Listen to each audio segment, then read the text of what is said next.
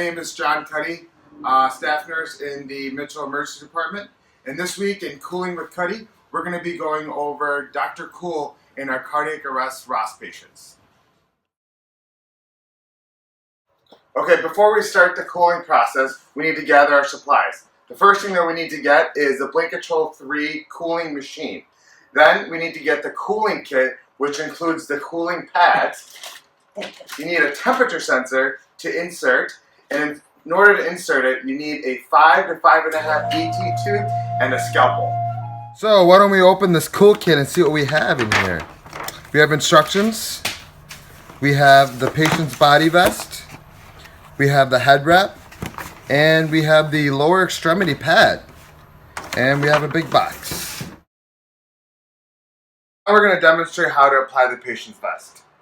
Right now we're applying it over the patient's gown, but normally you would make direct contact with the patient's skin.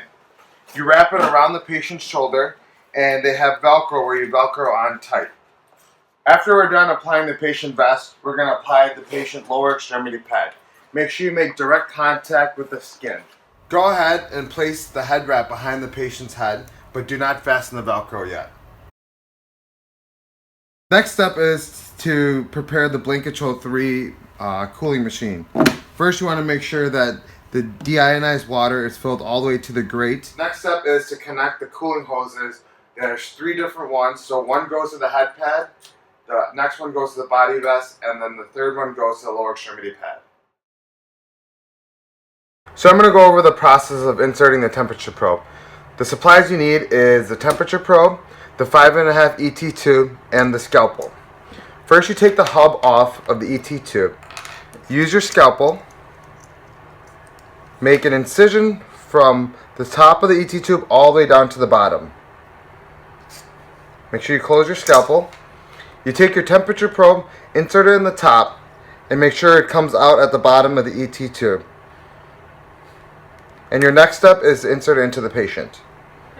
To insert the temperature probe, what you make sure you do is that you lube the tip of it, follow alongside the existing ET tube in place, go all the way down, hold the temperature probe in place, and peel off the ET tube along the slit.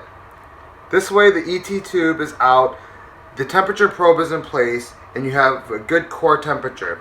And you tape the ET tube and the temperature probe together. You get the reading on your Blanketrol monitor. Ensure that the temperature sensor is plugged in and attach the temperature probe to the connector. This way the core temperature reading will show up in your Blanketrol monitor. Your next step is to turn on the Blanketrol 3 machine. The switch is on the front of the machine. You let it run through its process. What you have to do is set the temperature between 33 and 36 degrees Celsius per protocol. For this specific scenario, we're going to set the temperature at 33 degrees Celsius.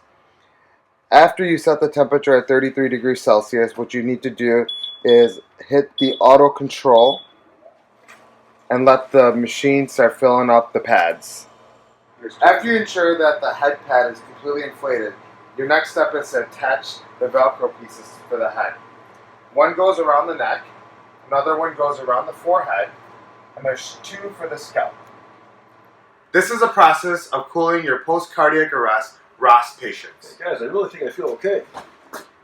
Make sure you follow your sedation protocol.